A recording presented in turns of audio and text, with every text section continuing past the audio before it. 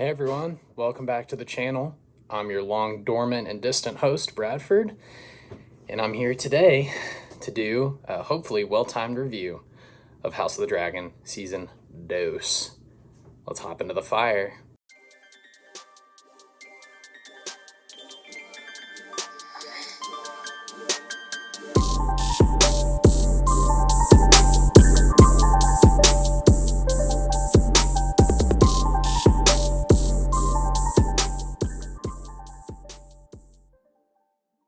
So, many of you are probably wondering where I've been. I'm really sorry. Been in the middle of a career change, and I'm currently unemployed. I have a part-time job at a grocery store, but I'm much happier than where I was. That being said, this season of House of the Dragon made me even happier. While a lot of people might be disappointed by the finale, I just want to share my brief thoughts on what I thought was actually a really, really good season of television. I really enjoyed how this season toned down the pace. A lot of people were expecting this to be bangers only, all killer, no filler. This season was not that way at all. In fact, it was a lot slower paced than a lot of people might have liked. But for me, I enjoy slower paced stories because when the payoff actually happens, it's that much more rewarding. So in stories like The Wheel of Time and stories like, hopefully, A Song of Ice and Fire gets there, a story like Mistborn, a story like The Stormlight Archive, a story like, I'm trying to think of another example, Dune, the movies especially, the slower burn actually does pay off after a certain point in time. I really enjoyed that aspect about this season of House of the Dragon. The characters were building towards something, and they still are building towards something.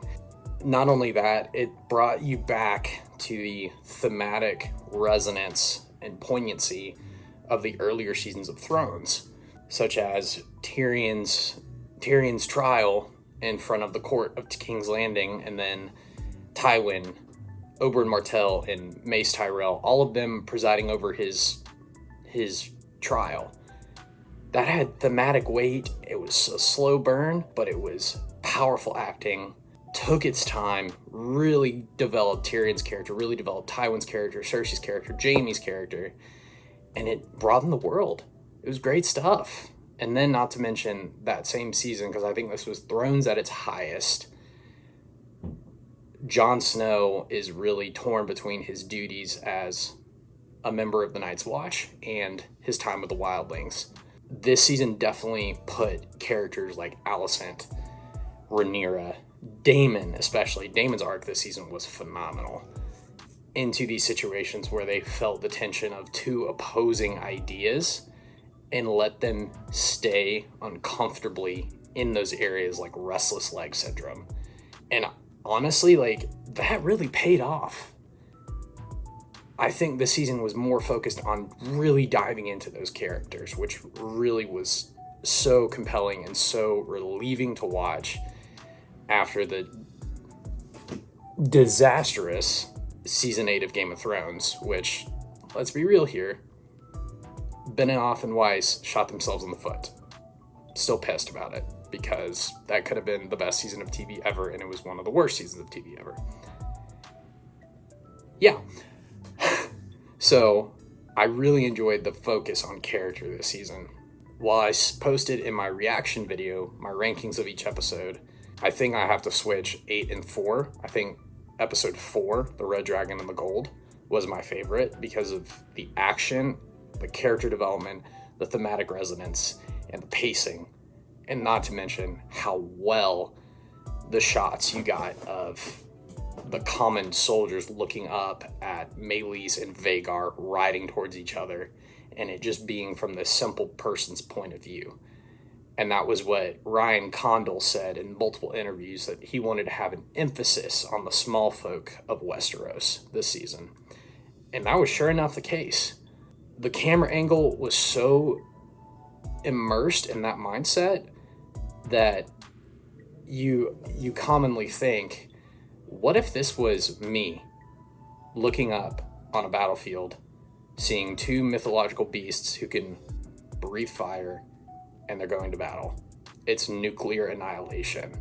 And it also made me think of Oppenheimer and the idea of Oppenheimer saying, I am become death, the destroyer of worlds, because he created this thing to help stop a devastation of war, but in the process might have unleashed something even worse. Now I am become death, the destroyer of worlds. That was the mindset I was thinking of when I saw that episode, because Rhaenyra is hesitant to release the dragons, but she knows she has to, and yet if she does so, she might bring something even worse about. And here she has the weight of prophecy hanging over her head, believing that she is the chosen one to reunite Westeros, which is really fascinating. I mean, like, they put the characters in phenomenal spots this season. Compelling, complicated, messy, really, really compelling TV. And the visual effects, oh my goodness. The dragon sounds, the dragon looks. I want more dragons, just period. Dragons are sick. I loved that. And it just felt like a George R.R. Martin story. Complicated characters in a really gritty, realistic world, but with a sense of wonder and magic and awe and mystery. That's what he does best. And also just like the mythology added in with the weirwoods and the green men and the witches and all that stuff is so cool. It just felt like George R.R. Martin was there hanging over the story, which was so cool. And the set design too, I didn't mention this, I guess this goes into visual effects, but the set design was beautiful. The Red Keep set is incredible. It's a fully practical set. It's all connected. They actually expanded on it this season. If you watch the house the dragons built on Max, they kind of zoom out from the overall setting of the Red Keep and show they actually expanded it for this season. They left it intact from season 1, but then expanded it for season 2, and it's so that the camera can basically follow the characters and actors around anywhere they want to go. Dragonstone, they expanded that. They broke out of the volume this season more, which was great. I mean, the vistas on Dragonstone were more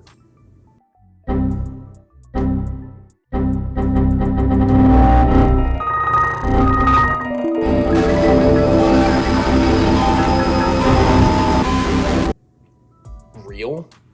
They actually use some castle in Spain, I think, is one of the overlooks for Dragonstone, and used shots from actual locations outside, which was cool. Real quick interruption. In the good things department, I forgot to add this note when I was recording the original video, but a couple quick points. One, I'm really glad that Ryan Condal and co., instead of kind of shying away from the fantasy elements of A Song of Ice and Fire, as its predecessor Game of Thrones did, House of the Dragon has instead embraced the fantasy world that it's set in.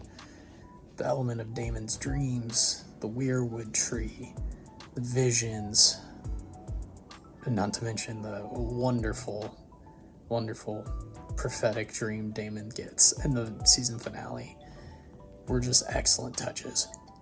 And the dragons, of course. This is a fantasy show. It has magic, it has witches, it has prophecies and dreams. And that's what makes these worlds so compelling. It's so fun. The second point I wanted to make was, although this show is based off a section of the fictional historical book Fire and Blood, also by George R.R. Martin, ever heard of him, the section of Fire and Blood is only about 250 pages long. The show does a great job of, instead of making it a bare bones historical show, turns it into a fantasy drama and fleshes out things that may or may not have been in the book, but at the same time makes it feel as though certain scenes are, like Rhaenyra and Alicent in the Sept, Rhaenyra and Alicent on Dragonstone together. And then Rhaenyra and Daemon's argument, Daemon's visions, all that stuff is so invented. But it makes Fire and Blood feel more real and lived in. And it just makes Martin's world that much more expansive. However, some of that could be improved. We'll say that. I have a few critiques of this season. One, these streaming services have got to increase their seasons to 10 episodes. For these fantasy shows, you cannot cut them to 8. It's just not feasible. You have to do the character work. You have to make it worth it, unless you want to have a repeat of season 8 of Thrones. You need 10 episodes per season. Sometimes maybe 12. To do the story justice, you need 10 to 12 episodes. 8 is not going to cut it.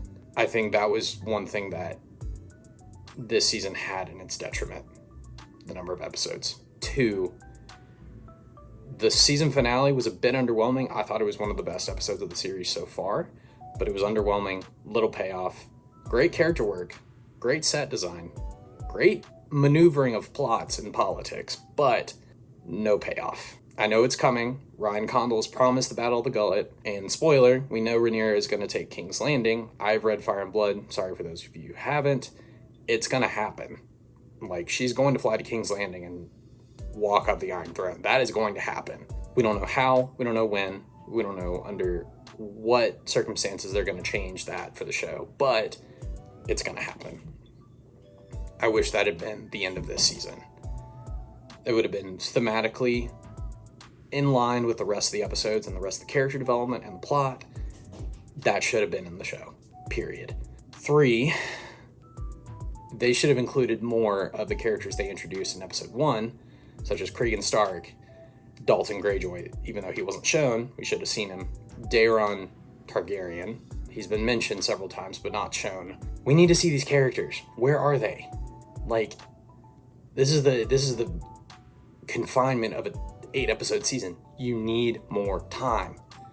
I understand budget cuts and all that, but at the same time, if these studios truly want to keep raking in the money, they need to actually put the money in to developing an incredible story. They did it with Succession. I love Succession. It's a fabulous show. Focus on those 10-episode seasons. That's what's going to keep your viewers coming back. And it's going to make you more money, even if it spends you more money. Overall, I'd give this season, an 8 out of 10. Not quite great. Had some really great episodes, but not quite great. I think season 3, please, Max, powers that be, make it 10 episodes. It has to be that. Yeah, it's an 8 out of 10. It didn't quite hit the great mark. Season 1 to me went down to a 7.5 on a rewatch. Still a really good season of TV. Not as great as it could have been. And that being said, you better remember. Music. Shotgun shots.